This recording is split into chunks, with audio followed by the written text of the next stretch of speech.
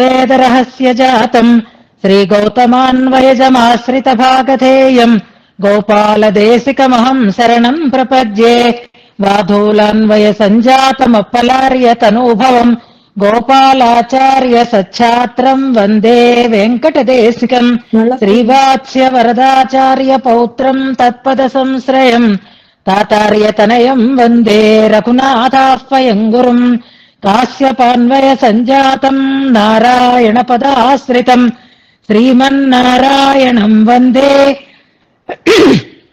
యతీశ్వర శ్రియాజుషం. సద్గ్రంథాధ్యయన సంగోష్ఠిని ఈనాటి వ్యాసంగానికి సాదరంగా ఆహ్వానిస్తూ కలిసి ప్రార్థన చేసుకుందాం. ప్రణామం లక్ష్మణముని ప్రతిగృహ్ణాతు మామకం ప్రసాదయతి యత్సూక్తి స్వాధీనపతికాం శృతిం అనుకల్పభూతమురజిత్పదం సతాం అజహత్రివర్గమపవర్గ వైభవం చలచిత్తవృత్తి వినివర్తన ఔషధం శరణం యతీంద్రచరణం వృణీమహే. శ్రీవత్సచిహ్నమిశ్రేభ్యో నమ ఉక్తిమధీమహే యదుక్తయస్త్రయీ కంఠే యాంతి మంగళసూత్రతాం శ్రీయామునార్యపద పంకజ సక్తచిత్తే శ్రీమత్పరాంకుశ గురూత్తమలబ్ధ విద్యే శ్రీలక్ష్మణే మునివరేర్పిత సర్వభావం శ్రీవత్సచిహ్న గురుమన్వహమాశ్రయామి. జయతు జయతు దేవః కేశవః క్లేశహారీ జయతు జయతు నాథో భాష్యకారో యతీనాం జయతు జయతు నిత్యం కూరనాథో మహాత్మా జయతు జయతు భవ్యా భారతీ తస్య దివ్యా.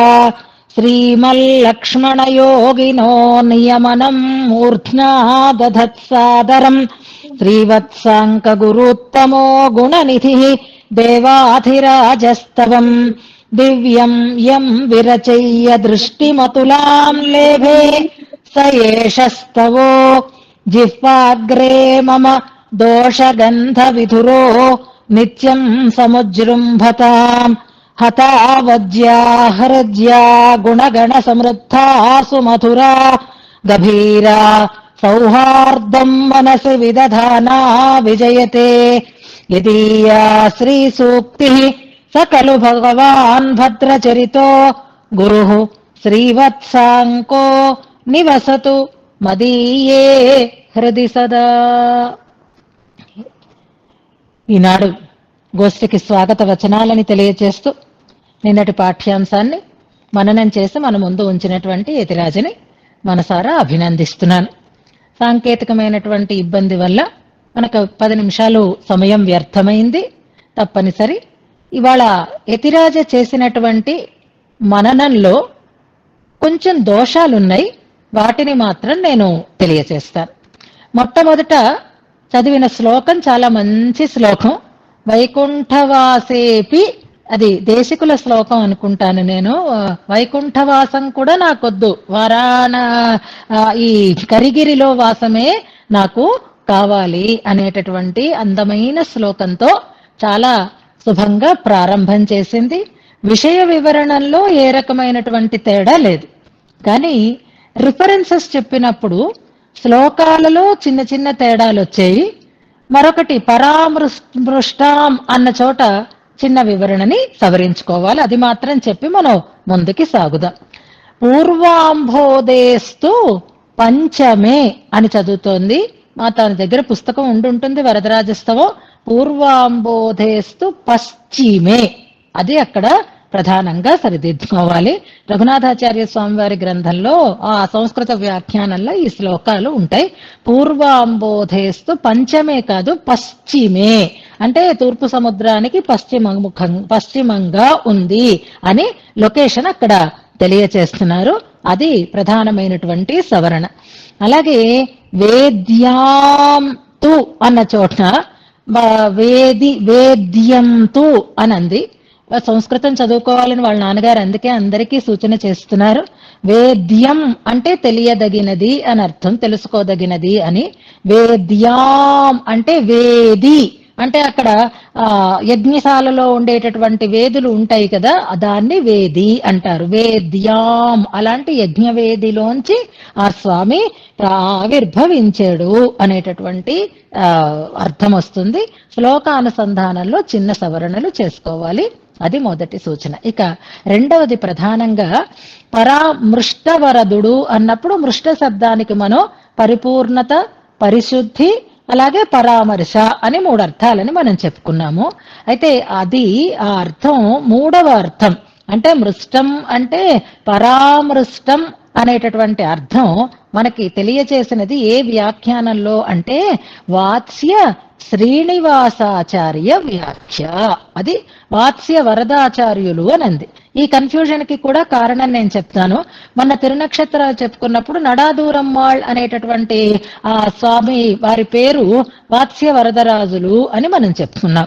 తర్వాత వారు నడాదూరమ్మాళ్ళుగా ప్రసిద్ధిని పొందేరు అని. వారు వేరు. ఇక్కడ ఈ వ్యాఖ్యానాలు సంస్కృత వ్యాఖ్యానాలు 2 శ్రీనివాసాచార్య స్వామి వారి వ్యాఖ్యానాలే. అందులో రఘునాథాచార్య స్వామి వారి ఇంట్లో తాళపత్ర గ్రంథాలలో ఉన్నది వాత్స్య శ్రీనివాసాచార్య స్వామి వారి వ్యాఖ్యానం. అందులో ఈ మృష్టవరదం అన్న చోట మరొక అర్థం కూడా చెప్పబడింది. పరామృష్టం అంటే కోరేవారు ప్రార్థించిన, అంటే వారు ఆలోచించి అడిగిన అని ప్రార్థితం అని ఒక అర్థంలో చెప్పుకోవచ్చు. పరామృష్టం అంటే పరామర్శించి వాళ్ళు అడిగారు, వాళ్ళు ఈ నామాన్ని అనుసంధానం చేశారు, దీనికి నేనేమి ఇవ్వాలి ఏమి ఇవ్వాలి అని ఆలోచించి పరామర్శించి ఇచ్చేటటువంటి వాడు అని మనకి అక్కడ అర్థాన్ని చెప్పుకున్నాం. ఆ అర్థం మనకి వాత్స్య శ్రీనివాసాచార్య స్వామి వారి వ్యాఖ్యానంలోది అనే దాన్ని సరిదిద్దుకోవలసినదిగా సూచన చేస్తూ చక్కటి ప్రయత్నం చేస్తున్న మన ఎరిత్రాజ మనకి భగవంతుడు ఆమెకి మన గోష్ఠికి కూడా ఆమెకి ఇచ్చిన సదవకాశం, మన గోష్ఠిలో యువతరం అందుకుంటూ ఉండేటటువంటి ఒక చక్కటి అవకాశం. ఆ పిల్లని ఎక్కువగా మనం ప్రశంసించవద్దు, ఇంకా ఇంకా చక్కగా కృషి చేసి చక్కటి సంప్రదాయ సేవ చేసుకోవాలి అని పెద్దల ఆశీస్సులు, ఆచార్యులు, భగవంతుడి ఆశీస్సులు పరిపూర్ణంగా ఉండాలి అని ప్రార్థన చేస్తూ మనం ఈనాటి వ్యాసంగాన్ని శ్లోకానుసంధానంతో ప్రారంభం చేసుకుందాం. మిగిలిన విషయ వివరణలో ఏ రకమైనటువంటి తేడా లేదు, చక్కగా వివరణ చేసింది. శ్రీవత్సాంకం నమస్యామి భక్త్యా గురు శిఖామణిం యస్య రత్నాయతే పంచస్తవీ స్తోత్రసరేద్భుత స్వస్తి హస్తి గిరిమస్తశేఖరః సంతనోతు మయి సంతతం హరిః నిస్సమాభ్యధికమభ్యధత్తయం దేవమౌపనిషదీ సరస్వతి శ్రీనిధిం నిధిమపారమర్థినాం అర్థితార్థపరిదానదీక్షితం సర్వభూత సుహృదం దయానిధిం దేవరాజమధిరాజమాశ్రయే నిత్యమింద్రియ పదాతిగం మహో యోగినామపి సుదూరగం ధియః అప్యనుస్రవ శిరస్సు దుర్గ్రహం ప్రాదురస్తి కరిశైలమస్తకే వల్లికాశ్రుతిమతల్లికామయీ ఏన పల్లవిత విశ్వశాఖయా స్వశ్రియా కరిగిరేరనుక్రియాం వస్తి మృష్టవరదం తమాశ్రయే. ఇంతవరకు మనం అర్థంతో అనుసంధానం చేసుకున్నాం. మొదటి శ్లోకంలో ఆశీర్వచన పూర్వకమైనటువంటి మంగళాశాసనాన్ని చేశారు అని, రెండవ శ్లోకంలో ద్వయమంత్రార్థంలో పూర్వఖండార్థాన్ని తెలియచేస్తూ శరణాగతి చేస్తున్నారు అని, మూడవ శ్లోకంలో ఆయన కొండని ఆశ్రయించి అంటే కొండ మీదకి వచ్చి హస్తగిరి మీద ఉండి అందరూ అనుభవించటానికి యోగ్యుడై ఉన్నాడు అని, ఆ పర్వత సంబంధం వల్ల ఆయనకి సర్వ అనుభావ్యత్వం అంటే అందరూ పొందడానికి తగినటువంటి రీతిలో, అందరి చేత అనుభవింపబడేటటువంటి రీతిలో ఆయన వేంచేసి ఉన్నాడు అని చెప్పి, ఇప్పుడు ఆ పర్వత సంబంధం వల్ల అంత సులభుడై ఉన్నాడు కనుక ఆ పర్వతాన్ని తర్వాత 7 శ్లోకాలలోనూ కీర్తిస్తున్నారు, స్తుతిస్తున్నారు అని మనం చెప్పుకున్నాం. అందులో నిన్న మనం 4వ శ్లోకంలో ఆ పర్వతానికి ఉండేటటువంటి వైభవాన్ని శృతి సమంగా చెప్పారు అని అనుకున్నాం. శృతి అంటే వేదం, వల్లిక శృతిమ తల్లిక అని ప్రారంభం చేసి వేదమని లేదా వేద వల్లి అయినటువంటి భృగువల్లి, శిక్షావల్లి, ఆనందవల్లి ఇలా చెప్తారు కాబట్టి ఉపనిషత్తు అని మనం చెప్పుకున్నాము. ఆ ఉపనిషత్తుకి హస్తిగిరికి చక్కటి సామ్య ప్రతిపాదనం చేశారు అని అనుకున్నారు. ఒకసారి మనం జ్ఞాపకం చేసుకుందాం నిన్నటి పాఠ్యాంశాన్ని. కరిశైలం ఉంది, శృతి ఉంది, వేదం ఉంది. ఈ వేదానికి కరిశైలానికి కూడా హస్తిగిరికి కూడా విశ్వశాఖ పల్లవిత విశ్వశాఖ అయి ఉన్నాయి. విశ్వశబ్దం అంతా అని అర్థం, అన్ని అని అర్థాన్ని, సమస్త శాఖలు అనే అర్థాన్ని ఇస్తుంది అని అనుకున్నాం. ఈ శ్లోకంలో భావం మనకి తెలియాలి అంటే హస్తిగిరిని ముందు మనం సేవించాలి. హస్తిగిరి పల్లవించి ఉంది. హస్తిగిరి మీద ఉండేటటువంటి అన్ని రకాలైనటువంటి వృక్షములు కూడా శాఖలతో పచ్చగా ఉన్నాయి అని చెప్తున్నారు. దానికి కారణం పరమాత్మ వరదరాజు అక్కడ వేంచేసి ఉండడం. ఏన పల్లవిత అన్న చోట అలా పల్లవించి ఆ వృక్షాలు పచ్చగా ఉండడానికి కారణమేమిటి అంటే, శాఖలు విస్తరించి ఉండడానికి కారణమేమిటి అంటే వరదరాజుని యొక్క సన్నిధి కావడం. హస్తిగిరికి అది ఆ వైభవం ఉంది, అలాగే వేదానికి ఆ వైభవం ఉంది.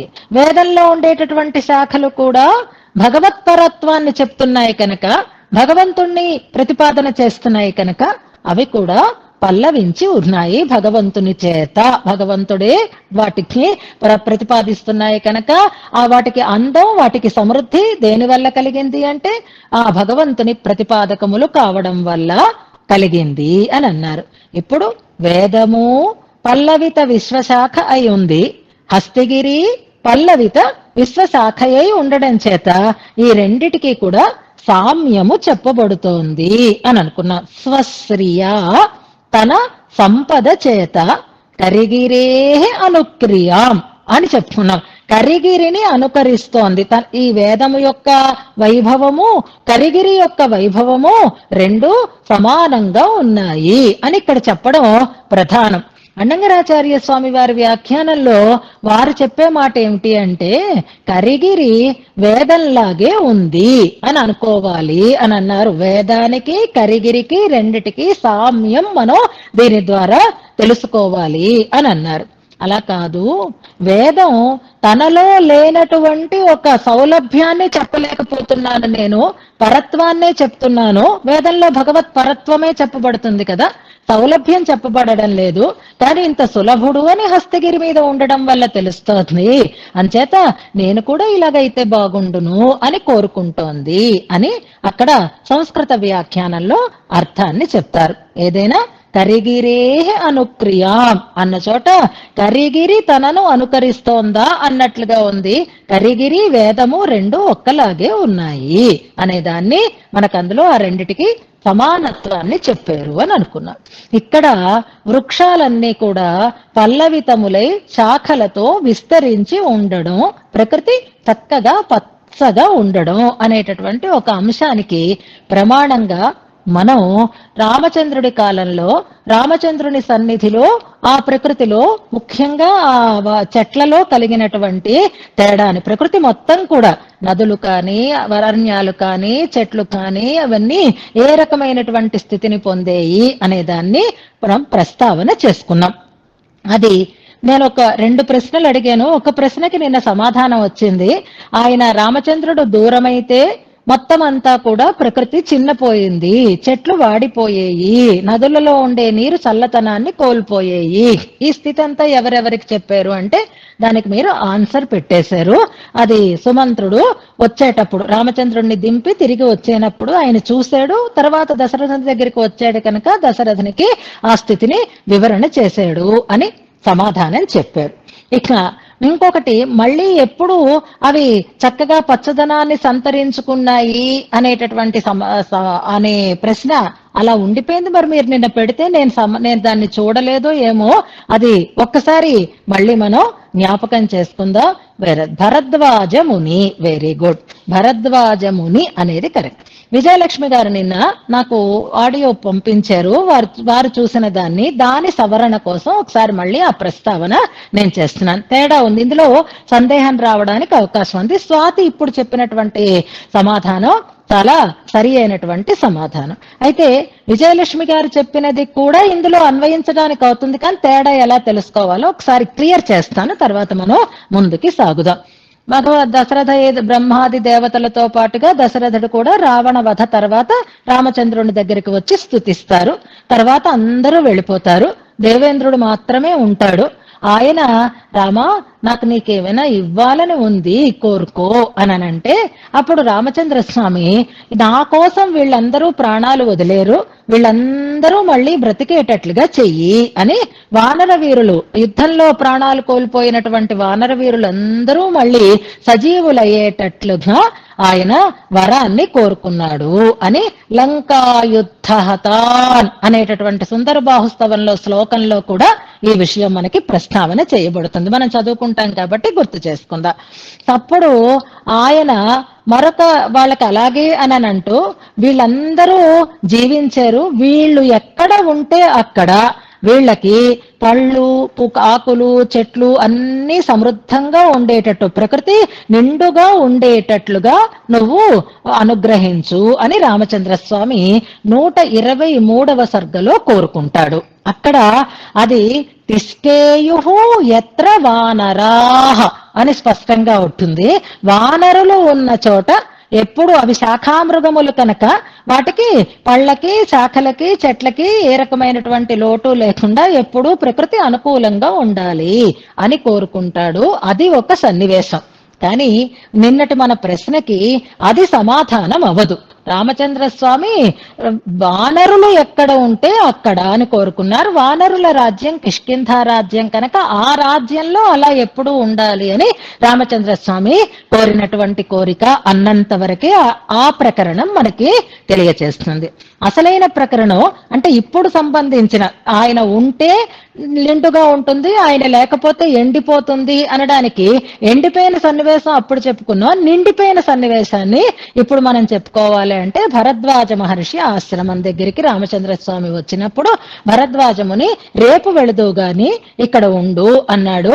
అన్ని విన్నాను రామ, చాలా ఆనందంగా ఉంది, దేవతలందరూ కూడా నీకు వరాలు ఇచ్చారట, నేను కూడా నీకు వరం ఇవ్వాలని అనుకుంటున్నాను అని అడిగారు భరద్వాజ మహర్షి.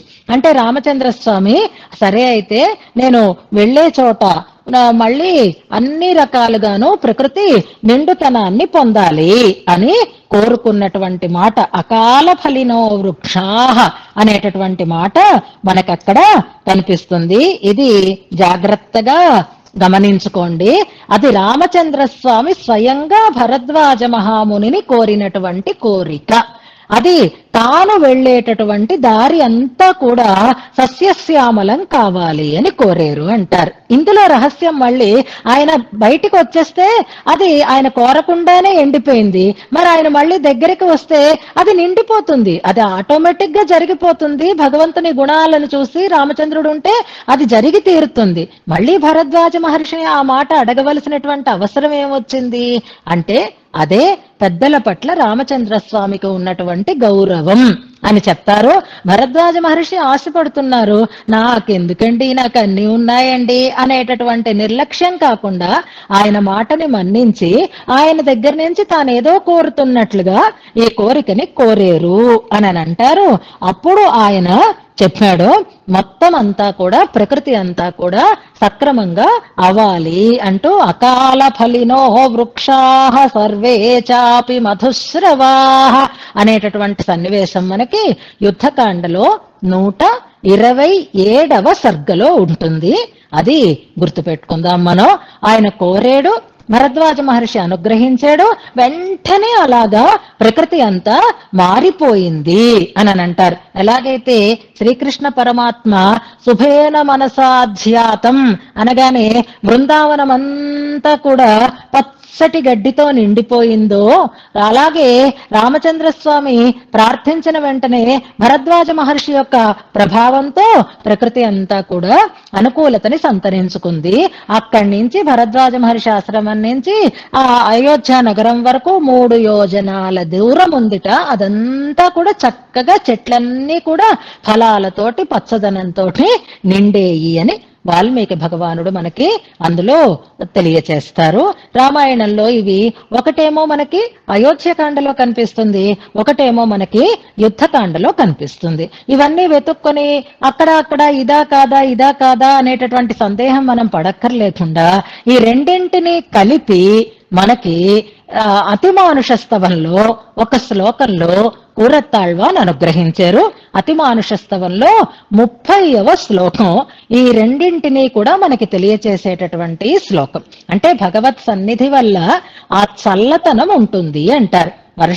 బాగా వర్షాలు పట్టి నీరు బాగా అందితే కదా చెట్లన్నీ చిగిరించి చక్కగా శాఖలతోటి నిండుతనాన్ని సంతరించుకుంటున్నాయి. అలాగే రామచంద్రస్వామి ఈ లోకంలోకి అవతరించి ఆయన వెరీ గుడ్ శ్లోక సంఖ్య కూడా పెడుతున్నారు. అవతరించి ఆయన వర్షించాడు. ఏం వర్షించాడు? గుణ వర్షాన్ని కురిపించాడు. అక్కడ ఉండేటటువంటి మొత్తం చేతనాచేతనములన్నింటి మీద కూడా ఆ చల్లతనంతో ఆ ప్రకృతి అంతా కూడా రామచంద్రుడంటే ఇష్టపడింది హాయిగా ఆనందంగా పచ్చగా కళకళలాడుతూ ఉంది అంటారు. అలాగే వరదరాజస్వామి కూడా ఇక్కడ అవతరించి ఈ చెట్లన్నీ శాఖలతో అందంగా ఉండడానికి ఆ కారణం ఏం వర్షించాడు ఆయన అంటే తన కటాక్ష వర్షాన్ని కురిపిస్తున్నాడు. వాటిని ఆయన కటాక్షిస్తూ ఉన్నాడు కనుక కటాక్ష రూపమైనటువంటి వర్షంతో ఏన పల్లవిత విశ్వశాఖయా అన్నారు. మీకు ఆ శ్లోకం మొదలు పెడతారేమో అని ఎదురు చూస్తున్నాను. అతిమానుష స్తవంలో శ్లోకం ఇంకా మీకు దొరికినట్టు లేదు, నేనే చెప్తున్నాను, నెంబర్ చెప్పాను, శ్లోకం మొదలు వస్తుందేమో అని చూస్తున్నాను. వంశం రఘోరను జిగృష్ణురిహావతీర్ణ అనేటటువంటి అనుజిఘృక్షురిహావతీర్ణ అనేటటువంటి శ్లోకం. అందులో తాంతిం అలభంత శైత్యజుష అని ఎంత నువ్వుంటే ఎంత చల్లతనం అంటే నువ్వు దూరం అవగానే మొత్తం అంతా ఎండిపోయింది. నీరు లేకపోతే ఎలా ఎండిపోతుందో రాముడు దూరమైతే అలాంటి గ్లానిని మొత్తం ప్రకృతి అంతా పొందింది అనే శ్లోకాన్ని కూరత్తాళ్వాన్ మనకు అక్కడ తెలియచేశారు. అలాగే కృష్ణావతారంలో బృందావనం గురించి మనం తెలుసుకోవచ్చు. భగవత్ సన్నిధి ప్రకృతికి కూడా ఆనందాన్ని కలిగిస్తుంది, అది నిండుతనాన్ని కలిగిస్తుంది. వేదము భగవంతుణ్ణే ప్రతిపాదన చేస్తోంది. అలాగే ఆ హస్తిగిరి కూడా భగవంతుణ్ణి ప్రకాశింపచేస్తోంది. అంచేత అలా పల్లవిత విశ్వశాఖయే హస్తిగిరి శృతి రెండు ఒక సమత్వాన్ని పొందుతున్నాయి అనే విషయాన్ని మనకి ఆ శ్లోకంలో తెలియచేశారు కూరత్తాళ్వాన్. తర్వాత మనకి మరొక శ్లోకాన్ని తెలియచేస్తున్నారు. అది హస్తిగిరి వర్ణనలో 2వ శ్లోకంగా మనం తీసుకుందాం. ఇక నిన్న మీకు ఇంకొక టాస్క్ కూడా నేను ఇచ్చాను. అది ఆశ్రయేమా అనేటటువంటి పదం. ఆశ్రయే అని 2వ శ్లోకంలో ఉంది, తం ఆశ్రయే అని మళ్ళీ ఈ శ్లోకంలో కూడా మనకు వచ్చింది. ఈ ఆశ్రయే అనే పదం అలా లేకపోయినా సంశ్రయేమా ఇలాంటి పదాలతో మనకి వైకుంఠస్తవంలో కొన్ని శ్లోకాలలో ఉంది. ఇప్పుడు మనం దాంట్లోకి వెళ్ళొద్దు, తర్వాత మనం ఇంకోసారి, ఇవాళ టైం లేదు కాబట్టి మరొకసారి దాని గురించి మనం తెలుసుకునేటటువంటి ప్రయత్నం చేద్దాం.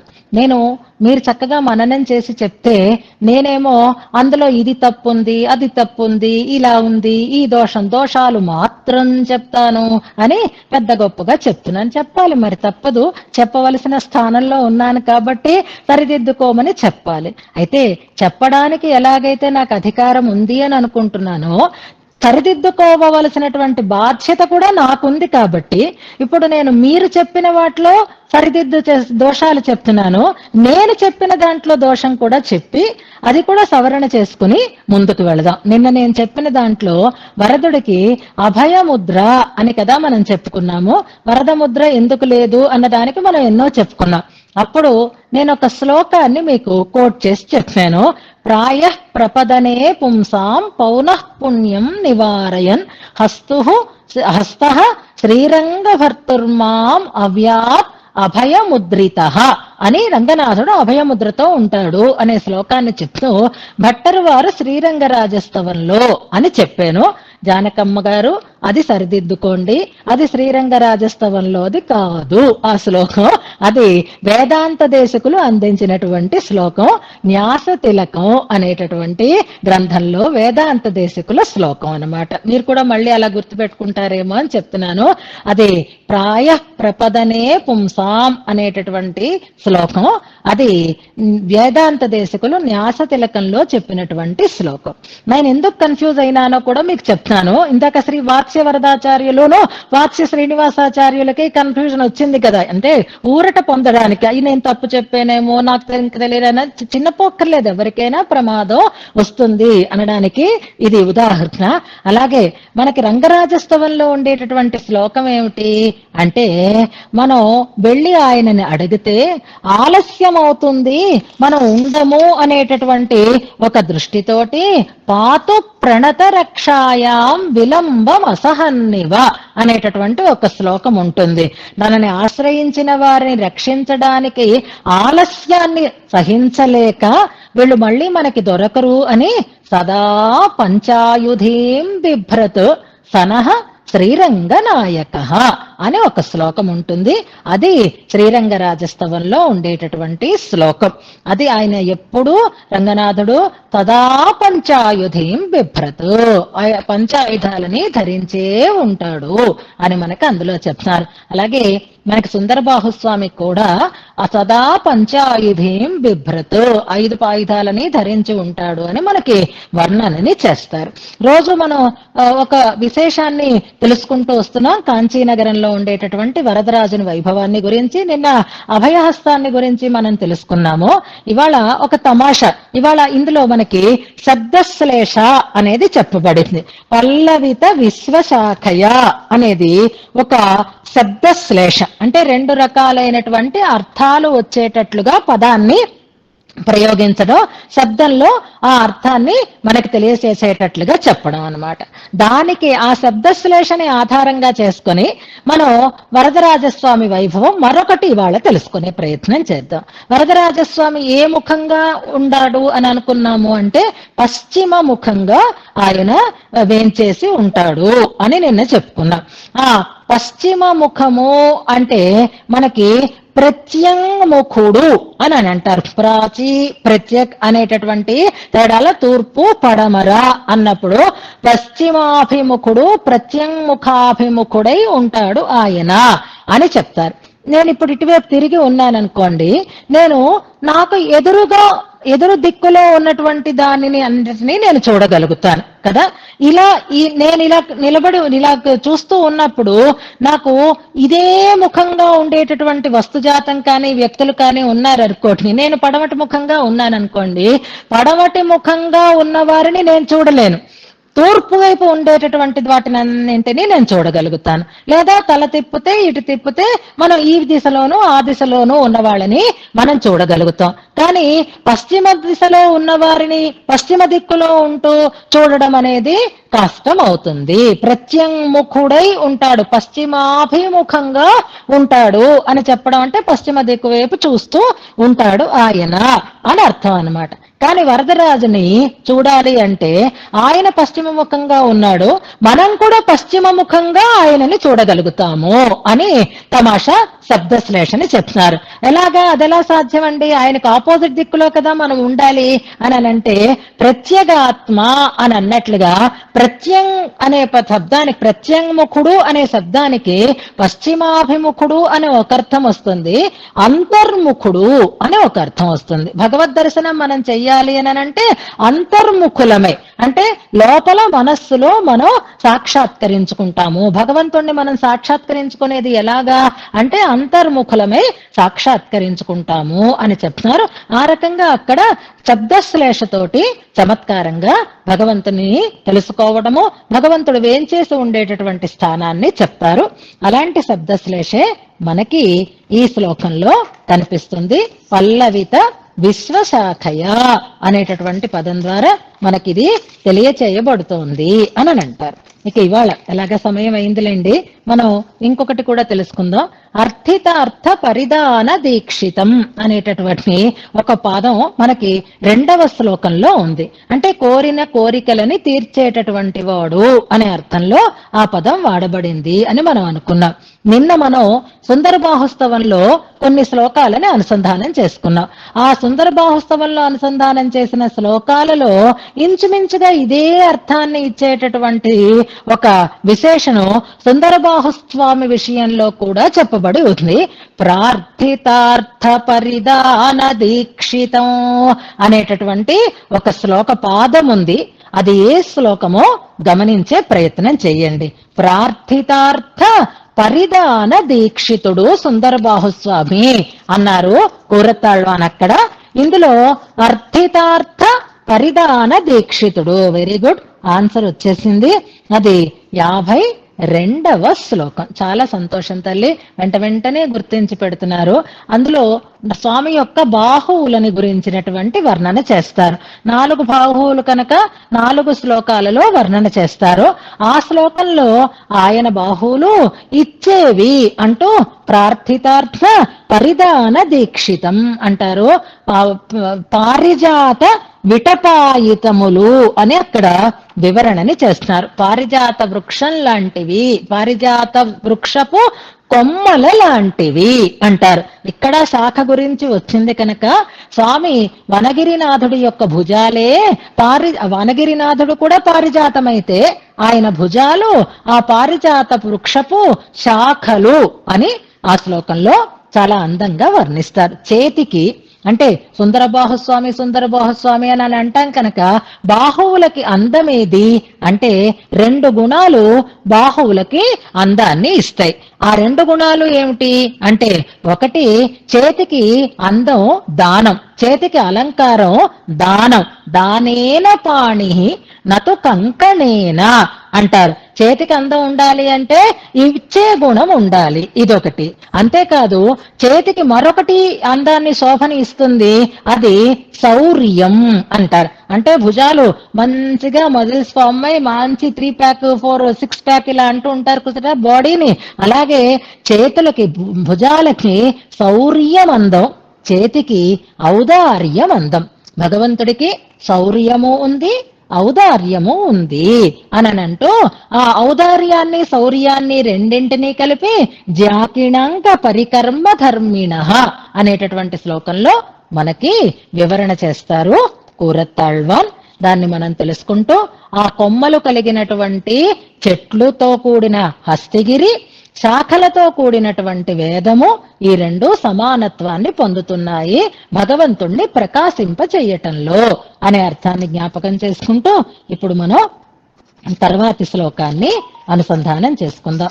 యం పరోక్షముపదేశతస్త్రయీ నేతి నేతి పరపర్యుదాశతః భక్తి యస్తమపరోక్షమీక్షయతి. ఎవరో మ్యూట్ లో పెట్టుకోండమ్మా. భక్తి యస్తమపరోక్షమీక్షయతి ఏష తం హరిగిరిం సమాశ్రయే. ఇది శ్లోకం. వెనకటి శ్లోకంలో ఉండేటటువంటి క్రియాపదమే ఈ శ్లోకంలో కూడా మనకు కనిపిస్తోంది. తం ఆశ్రయే అని ఆ శ్లోకంలో ఉంది, సమాశ్రయే అని ఈ శ్లోకంలో ఉంది. ఆశ్రయే అనేది కామన్, ఆశ్రయే సేవిస్తున్నాను, ఆశ్రయిస్తున్నాను, పడుతున్నాను, ఇలా రకరకాల అర్థాలు. సమాశ్రయే, సమ్యక్ ఆశ్రయే, బాగా నేను ఆశ్రయిస్తున్నాను అనే అర్థంలో ఇందులో చెప్తున్నారు. దేన్ని ఆశ్రయిస్తున్నారు అంటే, వెనుకటి శ్లోకంలో అయితే తం మృష్ట వరదం ఆశ్రయే అన్నారు, వరదుణ్ణి ఆశ్రయిస్తున్నాను అన్నారు. ఇందులో కరిగిరిం సమాశ్రయే, వరదుణ్ణి కాదు, నేను కరిగిరిని ఆశ్రయిస్తున్నాను అంటున్నారు ఇందులో. అది వెనుకటి శ్లోకం కంటే ఈ శ్లోకంలో ఉండేటటువంటి ప్రత్యేకత అని మనం తెలుసుకుందాం.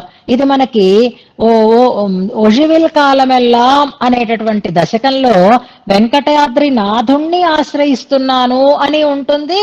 మనకి కావలసినటువంటి కైంకర్య లాభాన్ని కలిగించేది వెంకటాద్రి నాథుడు కాదు, సాక్షాత్తుగా వెంకటాద్రే అని చెప్తారు.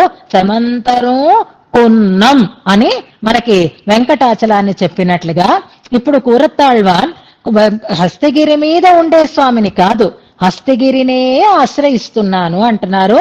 తం కరిగిరిం సమాశ్రయే, అటువంటి హస్తగిరిని ఆశ్రయిస్తున్నాను అన్నారు. ఎటువంటి హస్తగిరి అనే దానికి ముందు పాదాలలోకి మనం రావాలి. ఇందులో మరొక క్రియాపదం కూడా ఉంది. ఈక్షయతి అనేది క్రియాపదం, జాగ్రత్తగా నోట్ చేసుకోండి. ప్రధానమైనటువంటి క్రియాపదం సమాశ్రయే అనేది. మరొక క్రియాపదం ఇందులో ఈక్షయతి అని క్రియాపదం. అది కాకుండా ఇంకొక క్రియాపదం కూడా ఉంది, వక్తి అనేటటువంటి క్రియాపదం. వక్తి అంటే చెప్తోంది అని అర్థం, ఈక్షయతి అంటే చూపిస్తోంది అని అర్థం. ఇవి రెండు ఎవరు చెప్తున్నారు, ఎవరు చూపిస్తున్నారు అనేది మనం తెలుసుకోబోతున్నాం. ఈ రెండు ఏవి ఇక్కడ ఉన్నవి అంటే, ఒకటి శృతి, రెండవది హస్తిగిరి. వెనుకటి శ్లోకంలో రెండూ సమానత్వాన్ని సంతరించుకున్నాయి అని అన్నారు. ఈ శ్లోకంలో ఇంతకంటే, శృతి కంటే కూడా ఈ హస్తిగిరి బెటర్ గా ఉంది అని చెప్తున్నారు. శృతి కంటే కూడా హస్తిగిరికి ఉండేటటువంటి వైభవాన్ని ఇందులో మనకి తెలియచేస్తున్నారు. ఏమిటా వైభవము? శృతిలో లేనిది, శృతి కంటే కూడా మిన్నగా మనకి ఇక్కడ ఉన్నది గొప్పతనం. హస్తిగిరిలో ఏమున్నది అనే దాన్ని తెలుసుకోవాలి అంటే మనం క్రియాపదం ఈక్షయతి అనే క్రియాపదాన్ని జాగ్రత్తగా తీసుకుందాం. ఈక్షయతి అంటే దర్శయతి అని అర్థం. దర్శయతి అంటే దర్శింప చేస్తోంది అని అర్థం అనమాట. మనం ఎక్కడికైనా దివ్య దేశాలకు వెళ్ళామనుకోండి, వెళ్ళినప్పుడు అక్కడేవో ఉత్సవాలు జరుగుతున్నాయి అనుకోండి, చాలా జనం ఉన్నారు, ఎక్కడో దూరంగా మనం ఉన్నాం. అలా కాకుండా మననే ప్రధానంగా గుర్తించి ఎంత జనమున్నా సరే ముక్కోట ఏకాదశి లాంటి పర్వదినాలలో రంగనాథుణ్ణి సేవించటం కోసం దగ్గరుండి ఎవరైనా చేయి పట్టుకొని తీసుకుని వెళ్ళి మనని ఆ స్వామి ఎదురుగా నిలబెట్టారనుకోండి, మొట్టమొదటి దర్శనం మనకి కలిగేటట్లుగా చేసేరే అనుకోండి, మనం ఎక్స్పెక్ట్ చేయలేం, ఆశ వదిలేసుకున్నాం, ఇవాళ మనకి దర్శనం అవ్వదు అని నిశ్చయం చేసేసుకుని ఉన్నటువంటి స్థితిలో మనకి ఏవో చెప్పారు, ఇలా అయితే అవుతుందండి, ఇలా టికెట్ బుక్ చేసుకోవాలి, ఇలాంటి చోట ఉండాలి, ఇలా ఉంటారు, అలా ఉంటారు, ఎందరో ఎన్నో చెప్పారు, అన్ని పాటించాం. కానీ ఎక్కడ దారి కనపడటం లేదు, అయోమయంగా ఉన్నాం, ఎటు వెళ్లాలో తెలియదు, ఏం చెయ్యాలో తెలియదు, ఎలా దర్శించాలో తెలియదు. అలాంటప్పుడు ఎవరైనా దగ్గరుండి అరే ఇక్కడున్నారా, రండి రండి అలా వెళదాం, అక్కడ ఉంది, అక్కడ సేవించవచ్చు అని మనని తీసుకుని వెళ్ళి ఆ దర్శనం చేయించారనుకోండి, ఎంత ఆనందంగా ఉంటుందో ఒక్కసారి ఆలోచించండి. ఎంత తృప్తి కలుగుతుందో, ఎంత సంతోషం కలుగుతుందో, అలా దర్శింపచేసిన వారి మీద మనకి ఎంత గౌరవం కలుగుతుందో, అలాంటి గౌరవమే హస్తిగిరి మీద కలుగుతోంది కూరత్తాళ్వానికి.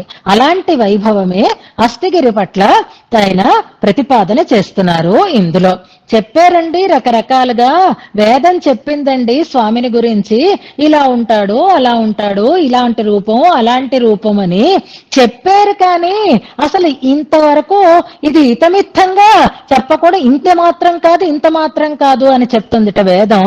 అది అప్పుడు ఏమవుతుంది, పరోక్షమే కానీ భగవతత్వం ప్రత్యక్షం మనకు కావటం లేదు. ఆ గోలంతా ఎందుకు, చూడండి ఇగో ఈయన పరదైవం అని చెప్తారు చెప్తోందిట హస్తగిరి. ఒకటే మాట, అవేం అక్కర్లేదు, ఇదిగో ఈ కొండ మీద ఎవరైతే ఉన్నారో ఆయనే పరదైవం అని ఆ పరతత్వాన్ని మనకి అపరోక్షమీక్షయతి అంటారు. పదాలు జాగ్రత్తగా గమనించండి. యం వక్తి, శృతి ఏదైతే ఎవరి గురించి అయితే ఇలా చెప్తోందో ఆయనని తం, అటువంటి ఆ స్వామిని అపరోక్షం ఈక్షయతి, అపరోక్షంగా దర్శింపచేస్తోంది. పరోక్షం అంటే కంటికి చాటుగా, అపరోక్షం అంటే ప్రత్యక్షంగా అని అర్థం. ప్రత్యక్షంగా దర్శయతి యహ ఏషః కరిగిరి. ఈ కరిగిరి ఏదైతే ఉందో ఈ హస్తగిరి ఏం చేస్తోంది అంటే తం, ఉపనిషత్తులు వేదాలు చెప్పినటువంటి పరతత్వాన్ని అపరోక్షం ఈక్షయతి, ప్రత్యక్షంగా దర్శింపచేస్తోంది. కనుక అలా ప్రత్యక్ష దర్శనాన్ని మనకి అందిస్తూ ఉండేటటువంటి హస్తగిరిని నేను ఆశ్రయిస్తున్నాను అంటున్నారు ఈ శ్లోకంలో. ఇక శృతి మరైతే ఏమైపోయిందండి పాపం అంటే, శృతి వెనకబడిపోయింది. శృతి చెప్తోంది భగవత్తత్వాన్ని గురించి. బృహదారణ్యకోపనిషత్తులో ఉండేటటువంటి కొన్ని శృతి వాక్యాలని మనకిక్కడ ఇస్తారు. యం, ఎవరిని అయితే అంటే ఏ పరదైవాన్ని అయితే, పరోక్షం త్రయీ ఉపదేశతః అంటున్నారు. త్రయీ అంటే వేదము, వేదము యం ఎవరినైతే ఉపదేశతః అంటే ఉపదేశపూర్వకంగా, పరోక్షం ఈక్షయతి పరోక్షంగా చూపిస్తుంది, ప్రత్యక్షంగా చూపించదు. అయితే ఎలా చెప్తుంది శృతి అనంటే నేతి నేతి అని చెప్తుందిట. ఇక్కడ నెయ్యి అంటే మన నెయ్యి కాదు సుమండి, ఇది సంస్కృతంలో ఉండేటటువంటి నేతి పదం. నా ఇతి, నా ఇతి అని విడదీసుకోవాలి. నెయ్యి ఎక్కడుంది మన శ్లోకాలలో అంటే నేతి నేతి అని మీరు ఇది వెతుక్కోండి. కానీ సంస్కృత భాషలో దీన్ని అన్వయించుకోండి. దీన్ని విడదీసుకుంటే రెండు పదాలు ఉన్నాయి. నా అనే ఒక పదము, ఇతి అనే ఒక పదము ఉన్నాయన్నమాట. ఇప్పుడు ఈతి నా, ఈతి నా, ఈతి నా అని ఉంటుందిట. శృతి ఏం చెప్తుందిట అంటే మొదట భగవత్తత్వాన్ని గురించి ప్రతిపాదన చేస్తూ ఆయన ఉన్నవాడు లేనివాడు అని చెప్తుందిట. ఆయన స్థూల రూపాన్ని కలిగినవాడు, ఆయన సూక్ష్మ రూపాన్ని కలిగినవాడు, ఆయన చిదచిదాత్మకుడు చిదచిదాత్మకుడు కానివాడు అని కూడా చెప్తుందిట. అలా చెప్పినటువంటి విశ్వస్వరూపుడు అని చెప్తూ లేదు లేదు ఆయనకి మహారజనం వాసః అంటూ ఏవో ఒక దివ్యమంగళ విగ్రహాన్ని ఆయన రూపాన్ని కూడా మళ్ళీ చెప్తుందిట.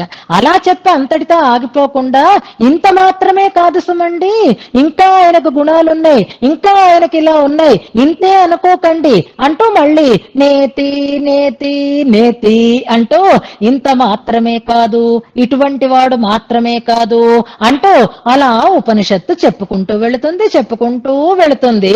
ఇంతకీ ఆయన చిదచిదాత్మకుడా, చిదతి స్వరూపకుడా, దివ్యమంగళ విగ్రహధరుడా, గుణాలు కలిగినవాడా, గుణాలు కలిగినవాడు కాదా, ఏమో అలా చెప్తూనే ఉంటుంది. చెప్పింది చాలక ఇంకా ఇంకా ఇంకా చెప్తూ ఉంటుంది. చెప్పినదే మళ్ళీ ఇంత మాత్రమే కాదు అని నిరాకరణ చేస్తూ ఉంటుంది. అక్కడ కొత్త పదం ఉంది గమనించండి. రెండవ లైన్లో నేతి నేతి పర పర్యుదాసతః అనుంది. పర్యుదాసం అంటే కాదు అని చెప్పడం అన్నమాట. పర్యుదాసతః పరతత్వాన్ని ఇంత మాత్రమే కాదు, ఇంత మాత్రమే కాదు అని తాను చెప్పింటూ మళ్ళీ దాన్ని ఇంత కాదు అని నిరసిస్తూ ఇంకా ఇంకా ఇంకా చెప్పుకుంటూ వెళితే ఎప్పటికయ్యేను, ఎప్పుడు ఆ రూపాన్ని మనం తెలుసుకోగలుగుతాం, ఎప్పుడు ఆ రూపాన్ని మనం దర్శించగలుగుతాము. అంచేత ఏ భగవంతుడిని అయితే త్రయీ వేదము ఉపదేశతః ఉపదేశము ద్వారా. ఎలాంటి ఉపదేశము? పరపర్యుదాసత ఉపదేశత, అంటే చెప్పిన దానినే కాదని చెప్తూ చెప్పడం ద్వారా. నేతి నేతి పరపర్యుదాసత ఉపదేశత, చెప్పి కొంత ఇంత మాత్రమే కాదు అని చెప్పి చెప్పిన దానిని పక్కకి పెట్టి ఇంకా కొంత చెప్తూ భగవత్తత్వాన్ని పూర్తిగా కాకుండా పరోక్షం వక్తి, పరోక్షంగా చెప్తోందో తం, అటువంటి పరతత్వాన్ని ఈక్షయతి యేషః, అవలీలగా సులభంగా. వాళ్ళ గోల్ అలాగే ఉంటుందిలేండి, వాళ్ళతో చెప్పేది ఇప్పటితో పూర్తవదు. మీరు శృతిని పట్టుకుంటే భగవత్తత్వాన్ని మీరు ప్రత్యక్షీకరించుకోలేరు. భగవత్తత్వాన్ని అది ఇంకా ఉపదేశిస్తూనే ఉంటుంది, ఇంకా ఆ తత్వం మనకి పరోక్షంగానే ఉంటుంది. ఇదిగో ఈయనే పరదైవం అని ప్రత్యక్షంగా మనకి ఆ స్వామిని కనపరుస్తోంది. అలాంటి కరిసిగిరిం సమాశ్రయే, అలాంటి కరిగిరిని నేను ఆశ్రయిస్తున్నాను అంటున్నారు. వెనుకటి శ్లోకంలో సామ్యాన్ని చెప్పారు, ఈ శ్లోకంలో ఆ మహత్వాన్ని చెప్తున్నారు. శృతి కంటే కూడా ఈ కరిగిరి భగవత్తత్వ ప్రతిపాదనంలో ఒక అడుగు ముందుకి వేసింది. అందుకే స్పష్టంగా భగవత్తత్వాన్ని మనకి దర్శింపచేస్తోంది అనేటటువంటి విషయాన్ని ఇందులో చెప్తున్నారు. వెనుకటి శ్లోకంలో ఉండేటటువంటి గొప్పతనం ఏది అంటే, అందరూ వెళ్ళి ఆయనని సేవించవచ్చు. వేదం ద్వారా భగవంతుణ్ణి తెలుసుకోవాలి అంటే వేదాన్ని అర్థం చేసుకోగలిగినటువంటి విద్వాంసులు మాత్రమే తెలుసుకోగలుగుతున్నారు.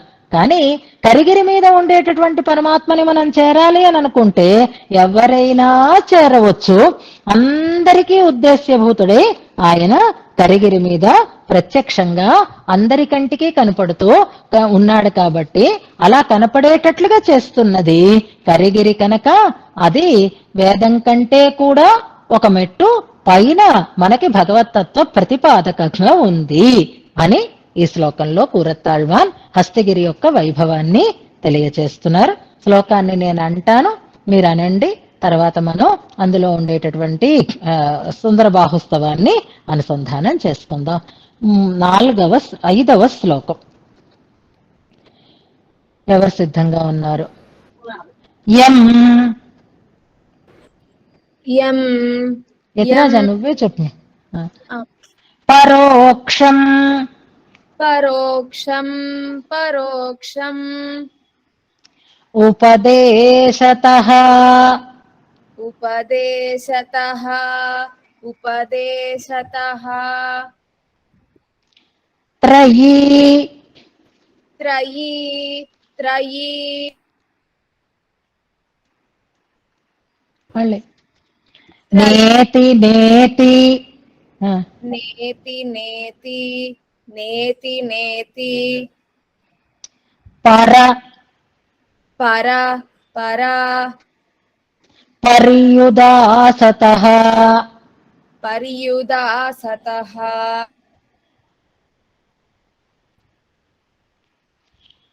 మళ్ళీ పర్యుదాసతః. స్టక్ అయింది. స్టక్ అయింది. ఏదో ప్రాబ్లం ఉంది వాళ్ళ దీంట్లో. పోనీ ఇంకెవరిదైనా వాయిస్. పర్యుదాసతః చెప్పమ్మా. పర్యుదాసతః పర్యుదాసతః వక్తి వక్తి వక్తి యః యః యః తం తం తం అపరోక్షం అపరోక్షం అపరోక్షం ఈక్షయతి ఈక్షయతి ఈక్షయతి ఏషా ఏషా ఏషా తం తం తం కరిగిరిం కరిగిరిం కరిగిరిం సమాశ్రయే. సమాశ్రయే సమాశ్రయే. గుడ్. సుందరబాహుస్తవం అనుసంధానం చేసుకుని మంగళాశాసనం చేసుకుందాం. అర్థితార్థ పరిధాన దీక్షితం అనే శ్లోకం దగ్గర సుందరబాహుస్తవంలో ఉన్న ప్రార్థితార్థ పరిధాన దీక్షితం అనే శ్లోక సంఖ్యని, శ్లోకం తాలూకు మొదలుని రాసి పెట్టుకోండి. మళ్ళీ మనకి కంపేర్ చేసుకున్నప్పుడు ఇలాంటి శ్లోకాలే ఎందులో ఉన్నాయి అనేది తెలుస్తుంది. శ్రీవత్స చిహ్నమిశ్రేభ్యో నమ ఉక్తిమధీమహే యదుక్తయస్త్రయీ కంఠే యాంతి మంగళసూత్రతాం. శ్రీమంతౌ హరిచరణౌ సమాశ్రితోహం శ్రీరామావరజమునీంద్రలబ్ధబోధ నిర్భీకస్తతైః సుందరోరుబాహుం స్తోష్యే తచ్చరణ విలోకనాభిలాషీ. శ్రీమంతౌ హరిచరణౌ సమాశ్రితోహం శ్రీరామావరజమునీంద్రలబ్ధబోధ నిర్భీకస్తతైః సుందరోరుబాహుం స్తోష్యే తచ్చరణ విలోకనాభిలాషీ. 61వ శ్లోకం దగ్గర నుంచి మనం అనుసంధానం చేసుకోవాలి.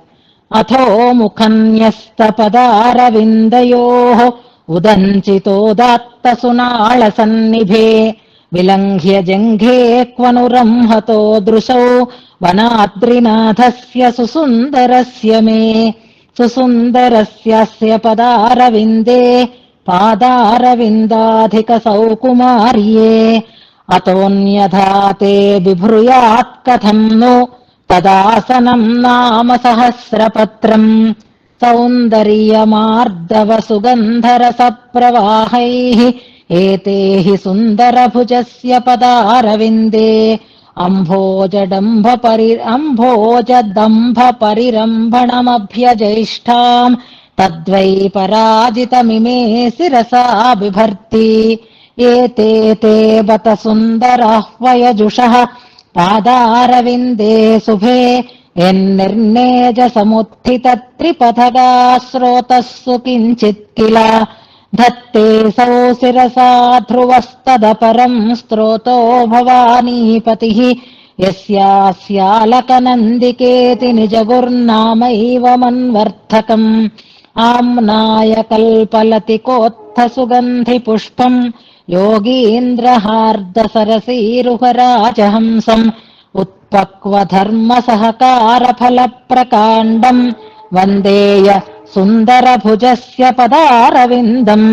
సుసుందరస్యాస్య తు వామనాకృతేః క్రమత్రయ ప్రార్థిని మానసే కిల. ఇమే పదే తావదిహాసహిష్ణుని విచక్రమాతే త్రిజగత్పదద్వయే. సౌందర్య సారామృత సింధు వీచి శ్రేణీషు పాదాంగుళినామికాసు న్యకృత్య చంద్రశ్రియమాత్మకాంచ్యా నఖావళీ శుంభతి సుందరస్య. యో జాత కృషిమామలీ చ శిరసా సంభావిత శంభునా సోయం యచ్చరణాశ్రయీ శశధరో నూనం నఖవ్యాజతః.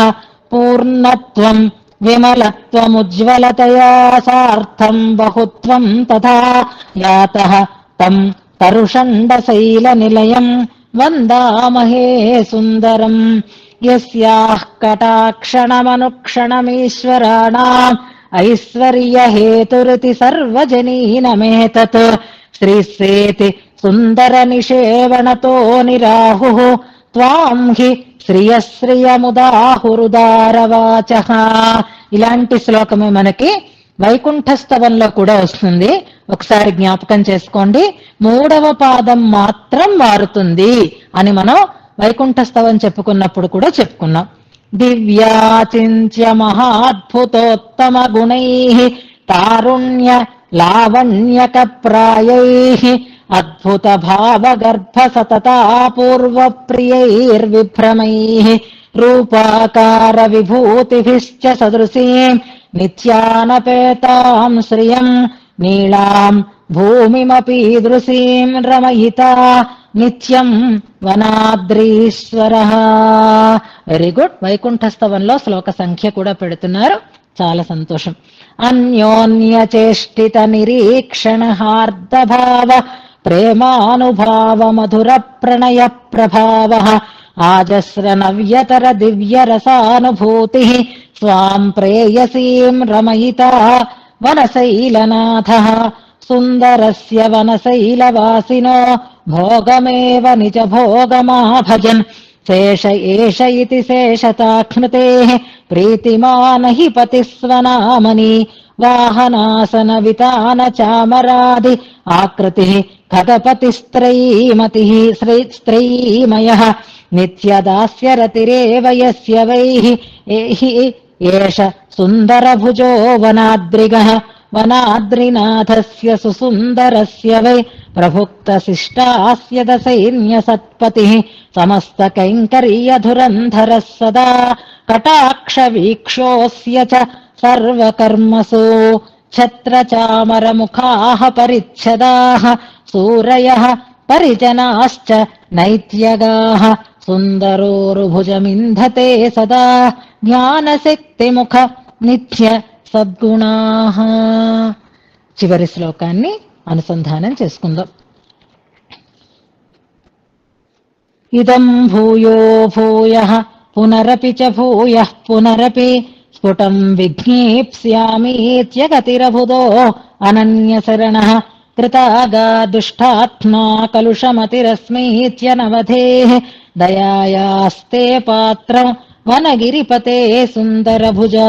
ఇదం భూయో భూయః పునరపి చ భూయః పునరపి స్ఫుటం విజ్ఞేప్స్యామీత్యగతిరభుదో అనన్యశరణః కృతాగా దుష్టాత్మా కలుషమతిరస్మీత్యనవధేః దయాయాస్తే పాత్రం వనగిరిపతే సుందరభుజ.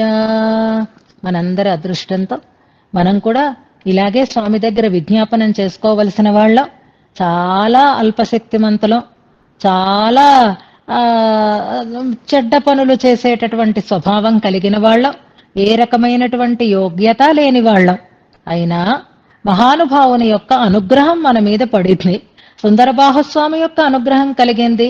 తన నిత్య సేవ కోసం మన ద్రవ్యాన్ని తాను తీసుకుంటున్నాడు. మమనాథ యదస్తి యోస్మ్యహో అంటాం మనం. అన్ని ఆయనవే అయినా అడిగి తీసుకుంటున్నాడు మన దగ్గర నుంచి తీర్థ శంఖాన్ని. మనని కూడా ఎక్కువ బరువు పెట్టకుండా తనకు నిత్యం వినియోగపరుచుకునేటటువంటి ఆ వస్తువుని స్వీకరిస్తున్నాడు అంటే దయాయాహతే పాత్రం అని అనుకోవాలి. ఎంతో మంది ఉన్నారు స్వామి నీ కైంకర్యం చేసుకునేవారు. అలాంటి కైంకర్య లాభం మాకు కలిగించి నీ దయని మా పట్ల చూపించేవు అని అప్పుడే స్వామి దగ్గర మనం విన్నపం చేసేసి బయలుదేరి శ్రీరంగం వచ్చేసి శ్రీరంగనాథుణ్ణి కూడా సేవించేసుకొని మళ్ళీ ప్రతి ప్రయాణాయ మతిం చకార. మళ్ళీ శుక్రవారం మనం అందరం కూడా ప్రతి ప్రయాణంలో ఉంటాం, తిరుగు ప్రయాణంలో ఉంటాం. రంగనాథుణ్ణి కూడా సేవించేసుకొని ఎవరి యాన సాధనాలలో వాళ్ళు మనం తిరుగు ముఖం పట్టి మళ్ళీ ఇంటికి చేరుకునేటటువంటి స్థితి ఉంటుంది. ఈ వారం రోజులే, ఈ 4 రోజులే ఈ యాత్ర గురించి, ఈ కార్యక్రమాన్ని గురించి, ఈ అనుభవాన్ని గురించి మనం స్మరించుకొని దాన్ని పొందాలనేటటువంటి ఆనందాన్ని నింపుకోవడానికి ఉండేటటువంటి అవకాశాలు. అంతేకాదు కూరతాళ్వాన్ రామానుజులు శ్రీరంగంలో లేకపోతే నేను ఇక్కడ ఉండను అనేసి ఆయన వెళ్ళిపోయారు, దూరంగా వచ్చేసారు. భగవద్ రామానుజుల వారు యామునాచార్యుల వారి సేవ కోసం వెళ్లి యామునాచార్య స్వామి వారు పరమపదిస్తే ఆచార్య తిరువడిని చేరితే నాకెందుకు ఇంకా రంగనాథుడి దర్శనం, మా ఆచార్యులని నేను సేవించలేకపోయినాను అని తిరుగుముఖం పట్టి వచ్చేసారు అని చరిత్రలలో చదువుకుంటూ ఉంటే దివ్యక్షేత్ర దర్శనం కూడా, దివ్యక్షేత్రంలో భగవత్ సేవ కూడా ఎప్పుడు నిండుతనాన్ని పొందుతుంది అంటే ఆచార్యులు కూడా అక్కడ వేయించేసి ఉన్ననాడు అనేది వారి ద్వారా మనకు తెలుస్తోంది. కనుక ఇప్పుడు మనకు ఆ లాభం కూడా కలుగుతోంది. మన ఆచార్యులైనటువంటి త్రిదండి శ్రీమన్నారాయణ రామానుజ చిన్నజీయర్ స్వామి వారి పాదాలు పెట్టి ముందుకి సాగుతూ ఉంటే ఆ అడుగు జాడలలో, ఆ పాదధూళిలో మనం కూడా నడిచి వెళ్ళి ఆ సుందరబాహుస్వామిని మనం సేవించుకోబోయేటటువంటి శుభ సమయం మనకి ఆసన్నమైంది. ఆ ఆనందాన్ని మనకి పరిపూర్ణంగా స్వామి అందించాలి అని ఆ స్వామి పాదారవింద సన్నిధిని దాసోహ సమర్పణం చేసుకుంటూ మంగళాశాసనం చేసుకుందాం. మంగళాశాసన పరైర్మదాచార్య పురోగమై సర్వైశ్చ పూర్వైరాచార్యై సత్కృతాయాస్తు మంగళం.